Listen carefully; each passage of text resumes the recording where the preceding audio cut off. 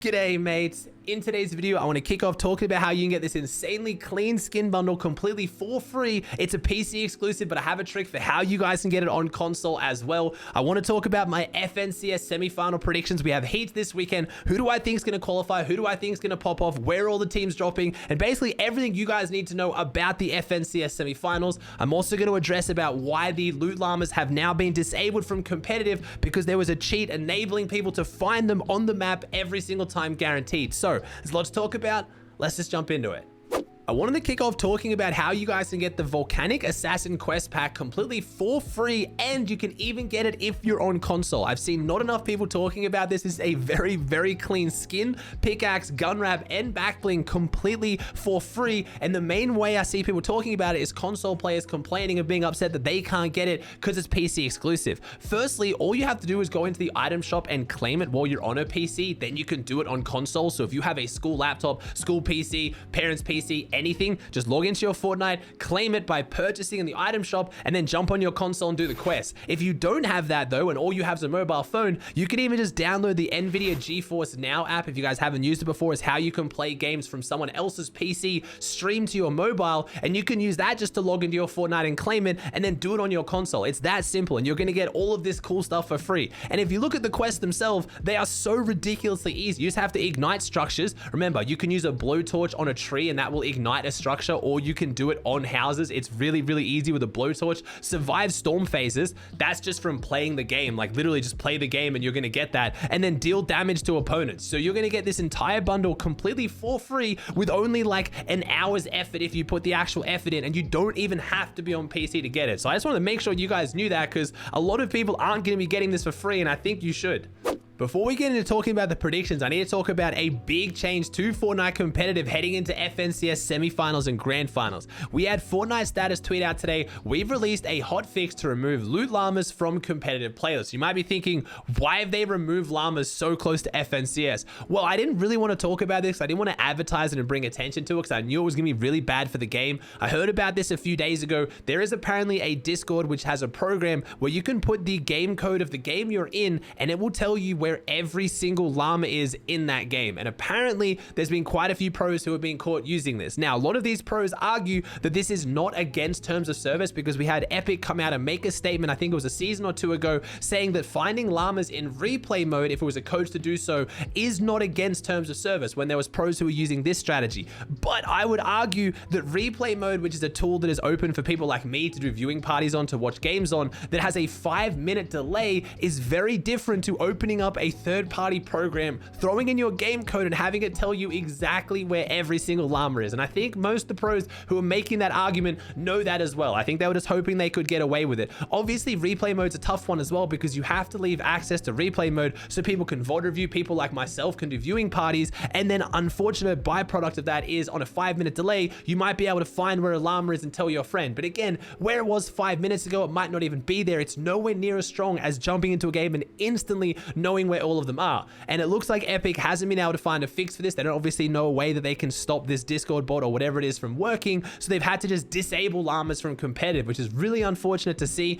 A lot of people are freaking out about this change massively, and as much as it's annoying, llamas are just purely RNG. There's 5 of them on the map, a lot of them go undiscovered, and usually it just comes down purely to luck on who finds them. So it's not the worst thing to have taken out of the game, but it is really annoying that we have a core element of the game removed so close to FNCS because of people who are breaking the rules, who honestly probably know they were breaking the rules. So I'm not going to name and shame. I'm also not going to advertise how you get these Discords and how you get into these groups, because obviously it's against terms of service, and now it doesn't even help you anyway. It's just sad to see that that's what's going to happen now coming into FNCS, on top of having cars just removed recently as well. We're now having some really massive changes right before FNCS.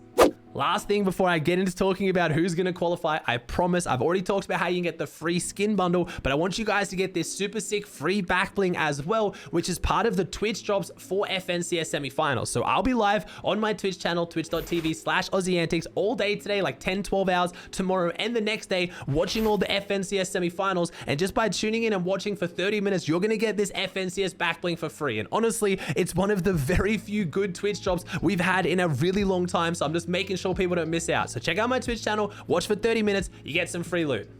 As always, EU is going to be really, really hard to predict who qualifies, but I think there's a few teams that I can almost guarantee are going to make it through. Now, these are the first 50 teams in the first heat. Remember, 11 teams are going to go through from heat 1. So the top 6 on the leaderboard and the 5 victory hours in the 5 games. Then we're going to have another 11 teams come through who are the next 11 most consistent on this series leaderboard. This is just the first 50. The first teams I want to call out is, of course, Tripper and Thomas. Trip and Thomas have been doing absolutely phenomenal from Southside Covert, especially when they're uncontested. They just came off the back of winning the Cash Cup a few days ago.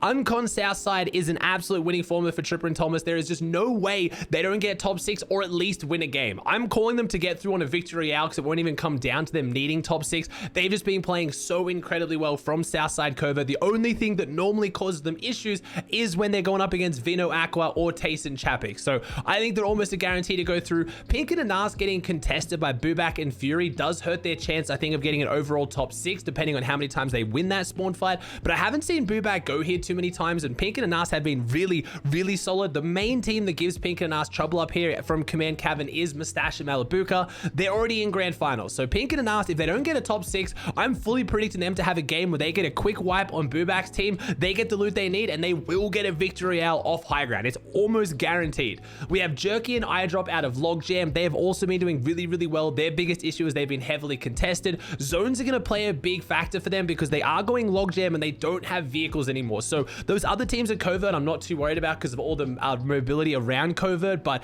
out of Logjam, it is going to be quite hard for Jerky and Eyedrop if they get really fast south zones. We'll have to see how that one plays out. Hen and Queasy, it's Hen and Queasy. They've been struggling a little bit from Northside Sleepy with all the south zones at the moment, especially in the Cash Cup recently, and again with no vehicles. But all they're going to need is a north zone, and they're going to get a victory out. Same goes for Jerky and Eyedrop. It's actually probably going to be a battle between Jerky, Eyedrop, Hen, and Queasy for who gets the win if we get a good north zone, because both these teams have such high victory out potential. It'd be insane to see Hen and Queasy not make grand finals. I'm sure they can get a top 6 as well. They've been playing really consistent. When I say they're struggling from North Sleepy, they're still getting, like, you know, 5th, 6th, 8th. I think they're getting around top 10s. They're just not getting those wins like we got used to seeing from them. So they're not really struggling, just not as good as what we were expecting coming into this one. But I'm sure with a few good zones, they'll pull it off easily as well. Now, Benji Savage versus Janus Vortex. This is a sketchy one because obviously I want to say both these teams are going to go through, but they're both dropping at each other at a very volatile drop with 4 other teams going Collider.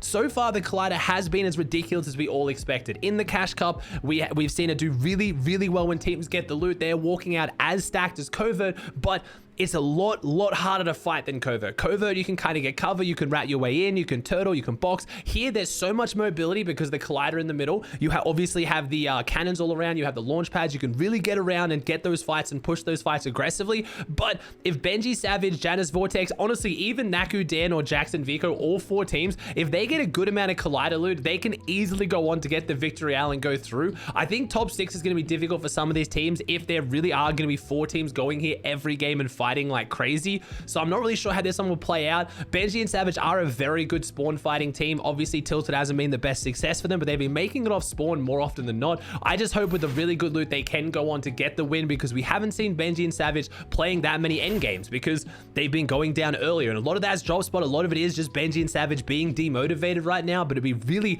really sad to see an EU FNCS grand final without Benji and Savage. So I'm kind of hoping they qualify as much as thinking they will. It's just really hard to predict how the Collider fight's going to go. Snazy and Podesai have been doing insanely well out of Coney. Pretty much anyone who drops Coney when they're uncontested, same goes for Flowers and Mappy, does insanely well. It's just they don't get it uncon. So Snazy and Podesai, with it now uncontested, I think that's going to be a winning formula for them as well. I know I'm pointing out more than the 5 teams who'll get a win. Some of these guys will obviously go through on the top 6 for consistency as well. We'll just have to see. Flowers and Mappy, sorry, not already qualified, having switched their draw spot to Greasy. I thought I was confused not having seen them Coney. Flowers and Mappy are going Greasy up against Nano and Lou, and I think this could be interesting to see how this goes. I believe Hellfire and Scram dropped up against Nano and Lou recently, and Nano and Lou didn't play the spawn fights as well as what a lot of the Greasy teams have, so we'll see if Flowers and Mappy can make their way out of that one as well.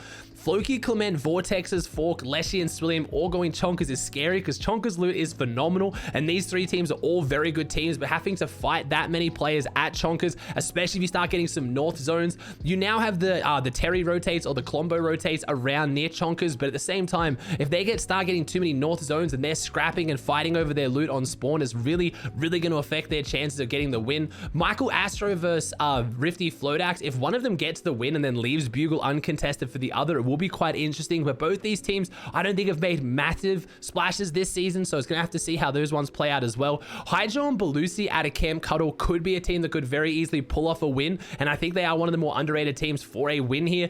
Kovacs and Zrox did really well. I believe it was Kroggy and Zroggy were their names recently. I think they came 8th in the last qualifier, so a top 6 is absolutely no stretch for them. Seeing Kidwo and Flixie getting uncon Synapse could also be very potential for a win. Trulex and Chico out of Rocky, and then Keffy and Melody out of Kami. So I've named quite a few teams. I mean, you've got DK as some bad sniper at Tilted. I feel bad. I don't want to make the video too long. Obviously, it's semifinals. So many of these teams are phenomenal. But if I have to pick 5 right now, I'm picking Tripper and Thomas, Hen and Queasy, Pink and Anas, Snazy Podesai. Oh, and this is a tough one. This the 5th one. Who do I think else is going to get a win? And then Jerky Eye Drop. That's got to be my top 5. I think that's my top 5 to get a win here. Obviously, anyone here could come out, but it's just too hard to know without having watched it yet. Moving over to NA, and this one's going to be interesting. We got some big teams contesting each other. Kicking off, we have Macwood and Donnie up against Bucky and Cam, so ex-teammates clashing at the Daily Bugle. Both teams, when they did this recently in the Cash Cup, didn't do insanely well, but if one of them comes out, they could easily get a victory out. Remember, Macwood is the absolute reboot round king at the moment. I think he's qualified into grand finals the last 3 seasons off winning a game in the reboot rounds or semifinals or whatever it is, so don't count Macwood and Donnie out from getting a win. I don't know how top 6 will go for them, but the same goes for Bucky and Cam. They could easily walk away with wins there. I think Clarity and Slacks out of Logjam are an absolute shoo-in. They've been playing really consistently, especially when they do have that Logjam loot to themselves. Dubs and Mega out of Shifty. Again, it just wouldn't be an NA East FNCS Grand Finals without Dubs and Mega. They've been playing inconsistent this season. They do have tournaments that make them look like, I feel like they've got that ray of hope to really go on and do phenomenal. Then there'll be times they'll start to struggle, so I'd love to see Dubs and Mega just bring out that true Dubs and Mega form we know they have. Fatch and Pam still are one of my absolute underrated picks coming into this season. They did so well last season, but it looks like the changes to the vehicles unfortunately seem to have affected them more than most other teams, especially with the fact that now with where they're dropping at the Lighthouse split is going to be very dependent on zones. They've been dropping here for a while now, but vehicles really did kind of help them with those bad zones. Now if they get a couple good zones, they could easily get a win or get that consistent top 6, but it's going to be very zone dependent from them. Glace and Trashy is a big underrated one out of the Kami split. Both phenomenal solo players, especially Trashy right now has been really impressing me with his mechanics every time I watch him play. I'm not sure how well they'll handle the pressure here and how well they'll go. Glace and Trashy have split up and reformed a few times now, so we'll see if they can pull it off. D-Roller and Pen has to be one of the more underrated picks in this. They were doing really well recently in tournaments, so I think they could get a top 6 if not a win. I don't know how much their win potential is. I don't see them winning a lot of games, but they play really consistently. Avery and Muzz on south side of Covert uncontested. If it stays this way, almost guaranteed to get a win. I'm just sure they'll get a win, if not in the first heat, by the end of 3 of them. There's just no way you give players of Avery and Muzz's caliber South Covert loot and they don't get at least one singular win. Nico Polarize is another team that I have big eyes on to get a win. They play very aggressively. They W key super hard, but if they can get a fight and if they get their surge and chill out a little bit on good loot, I think they could easily pull off a high momentum endgame. Jack and Illist, no surprise there, is Jack and Illist. Illist has been a little bit quiet for a few seasons now. Jack obviously having split with Acorn, and Acorn now going on to do phenomenal things, but I think Jack and Illist are really waiting to show their best Fortnite together. I think they could easily qualify and do well. Now, this is the main one. You've got 2 teams that, if uncontested, I would put both of them 100% on my top 5 list to qualify out of this heat 1, but Blake Lawrence versus Threats and Rise. The thing is, they are fighting each other a lot. Blake and Lawrence and Threats and Rise are pretty much fighting almost every game, even when they don't need to. It seems like they're just going very aggressive on each other, so it's going to really depend who can walk away from this fight enough to get a victory out or to get the consistent top 6. Coop and Carey out of Chonkers, there's just no way they keep this uncontested. Coop and Carey are a good team. Coop is a scary fighter, but Chonkers Speedway uncontested is just ridiculous. I just don't see how they're going to be able to hold that loot to themselves. If they keep it uncontested, they are an absolute guarantee to qualify. There's just no way almost any good team doesn't qualify if they have uncon Chonkers. I just really don't think they're going to keep keep it uncontested.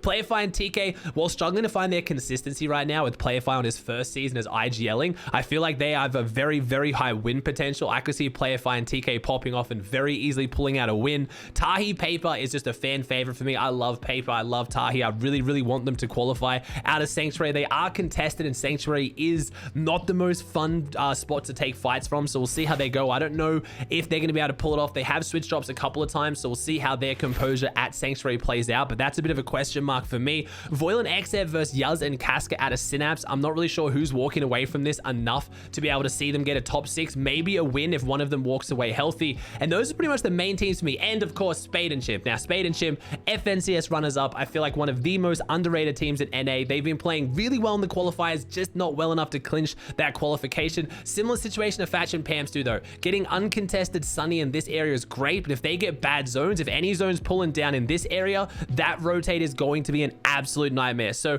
I don't know. NA is going to be a spicy one. I can see some underrated people pulling off wins. You've got Skittles and Users, Sprite, Nounsy, Snaz Reciprocal, Aim Red, Inkins, and then Convicted Boxer all tied up in whatever this is that's going on here. I think Skittles and Users or Sprite and Nounsy could easily pull off a win if they make it out of this drop spot with the stacked loot. It's just whether they're going to be able to do it consistently enough with however this fight's going to play out. I really honestly don't know how this is going to go. And Diego and Bizzle have been looking really good in opens. We haven't seen too much success from them in the set lobbies, but I think Bizzle leading Diego, who is one of the most ridiculous fighters we have in the game right now, they could easily pull off a win or find that consistency.